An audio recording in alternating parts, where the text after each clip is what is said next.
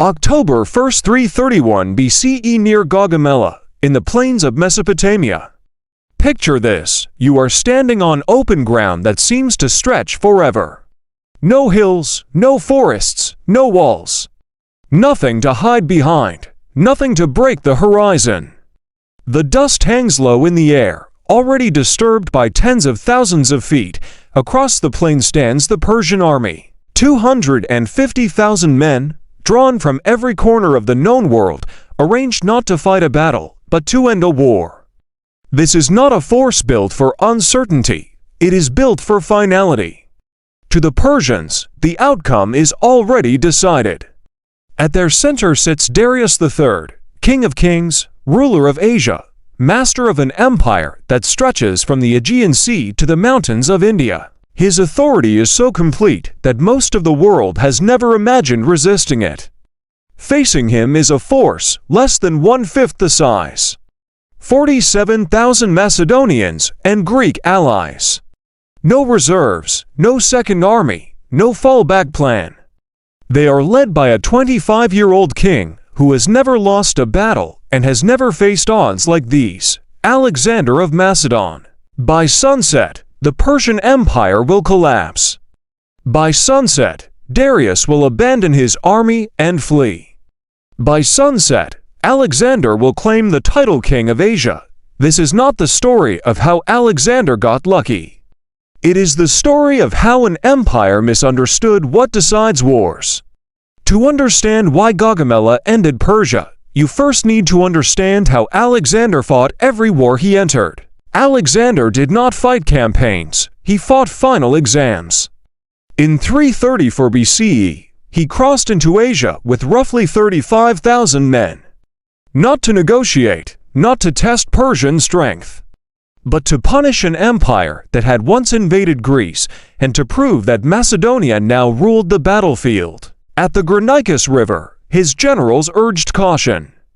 The Persians held the high ground. The river crossing was exposed. A sensible commander would wait. Alexander did not wait. He led the charge himself, driving cavalry straight into the Persian line. He was nearly killed when a Persian noble split his helmet with an axe. Another man saved his life at the last moment. Alexander survived. Persia broke. The lesson was clear. Authority could be shattered if it were struck directly enough. 1 year later, at Issus, Darius himself came to stop him. The battlefield was narrow, hemmed in by mountains and sea. Persian numbers meant nothing. Alexander saw Darius across the field, recognized him instantly, and charged straight at the king. Darius ran. He left behind his family, his treasury, his army. Alexander did not just win battles, he broke the idea that the Persian king was untouchable. After Issus, cities did not wait to be conquered. Tyre resisted and was erased after 7 months of siege. Egypt did not resist at all. They crowned Alexander pharaoh. Every victory followed the same pattern: decisive, personal, irreversible. But one thing remained unfinished: Darius still lived. And as long as the king lived, Persia still existed. By 331 BCE, Darius understood that retreating had failed. Avoidance had failed, negotiation had failed.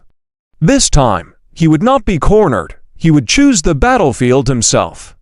He chose Gaugamela, wide, flat, endless, a place where cavalry could maneuver freely, where chariots could charge without obstruction, where numbers could finally matter. Darius believed Alexander's luck had run out. That reckless courage would not save him again. Alexander believed something else. That wars are decided when a king loses the will to stand. The night before the battle, Persian confidence was absolute. Their camp stretched beyond sight. Fires dotted the horizon. Their plan was simple. Side chariots would tear open the Macedonian line. Cavalry would crush the flanks, infantry would roll forward and bury what remained. In the Macedonian camp, officers urged a night attack. They wanted to strike first, to disrupt the Persian formation, To avoid being swallowed by sheer size, Alexander refused. He said he would not steal victory like a thief. He wanted Darius to see him, to face him, to lose in daylight. That night, Alexander walked the field alone. He studied the ground Darius trusted. And he saw something the Persian king did not. October 1st, dawn. Look across the Persian line. This is not an army, it is an empire assembled into a single formation. Cavalry from Bactria and Scythia, riding since childhood. Infantry from Babylon, Media, Syria, and India, speaking different languages, bound together by command rather than loyalty. At the front stand, 200 scythe chariots, blades fixed to their wheels, designed to rip through infantry ranks. Behind them wait war elephants from India, living weapons meant to shatter formations before combat even begins. At the center sits Darius, elevated, surrounded by his guard, watching the plain he selected himself. On the Persian left stands Bessus, commanding elite cavalry, fast and aggressive, positioned to crush any attempt to break through. On the right waits Mazaeus, anchoring the other flank with cavalry from Syria and Mesopotamia. This is what imperial power looks like. Now look at the other side. No reserves, no margin for error. At the center stands the Macedonian phalanx. 31,000 heavy infantry, locked shoulder to shoulder, holding 18-foot sarissas, forming a moving wall of bronze and wood. Behind them stand 9,000 light troops, archers, skirmishers, and shock infantry, trained to move where the phalanx cannot. On the wings are 7,000 cavalry. On the right, Alexander himself leads the companion cavalry, his personal strike force, positioned for the decisive blow. On the left, Parmenion commands the defensive flank, tasked with holding the line, while Alexander dismantles the battlefield. Alexander rides along the front. He stops before his men and speaks.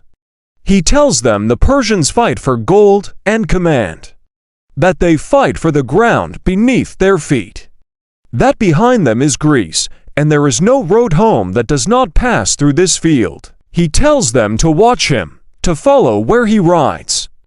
And if he falls, do not stop. Silence follows, then shields slam together. Spears strike bronze, not a celebration, commitment. The Persian army is so wide that its wings extend far beyond the Macedonian line. Encirclement is not a possibility. It is the plan. Alexander understands this.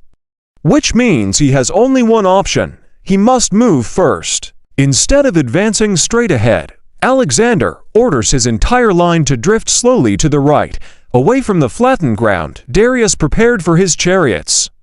It looks like a mistake, the kind that invites encirclement. But Bessus sees the danger immediately.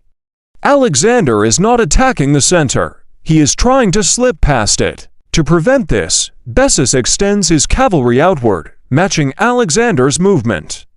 Thousands of horsemen stretch the Persian line farther and farther, pulling strength away from the one place they cannot afford to weaken. The center, still drifting right, Alexander forces a decision. Unwilling to fight on broken ground, Bessus attacks. Persian cavalry surges forward and slams into the Macedonian right. The bait is taken. At that moment, Darius believes the time has come. 200 scythe chariots charge forward. The earth shakes as they accelerate. War elephants follow, their weight thundering across the plain. The phalanx does not panic. It opens lanes. The chariots scream through empty corridors. Drivers are cut down by javelins and arrows. The machines tear past without finding targets. The elephants are harassed, blinded, and driven sideways into gaps where phalanx ranks close and finish them. Darius's opening blow collapses in moments. On the opposite flank, Mazaeus hurls his cavalry at Parmenion.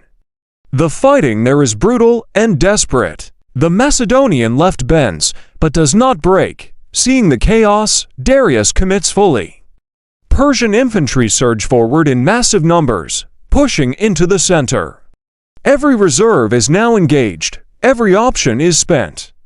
That decision costs him everything. With cavalry drawn outward and infantry pulled forward, a weakness opens in the Persian left center. A thin, frayed section where order has broken, where the king now sits exposed. Alexander sees it instantly. He gathers a spearhead of companion cavalry, wheels left, and charges. Not in the army, at the king, the wedge smashes into the Persian center. Guards fall, the distance closes, the fighting becomes personal. Darius hesitates, then he breaks. For the second time, the King of Kings turns his chariot and runs. And in that moment, the Persian center collapses. Orders stop, units disengage. What had been an empire becomes a crowd. Bessus pulls back, the rest dissolve. Alexander begins the pursuit. Then a message arrives, Parmenion is in danger. On the left flank, Mazaeus is close to breaking through, unaware that Darius has fled. Alexander makes a decision few conquerors would make. He turns back, he reinforces the left. Stabilizes the line. Only then does the battle truly end. Darius escapes, his empire does not. Before Gaugamela, Persia was still a functioning superpower. Its governors commanded armies, its cities controlled wealth, manpower, and supply routes. After Gaugamela, its center of gravity was gone. Babylon opened its gates. Susa surrendered its treasury, Persepolis was burned. Alexander did not conquer Persia city by city. He shattered its command structure in a single afternoon, but the war was not finished. As long as Darius lived, legitimacy could still be claimed, resistance could still form. Alexander pushed east, not chasing land, but chasing authority. That pursuit would lead him into mountains, narrow passes, and an ambush designed to do what Gaugamela could not, stop him completely.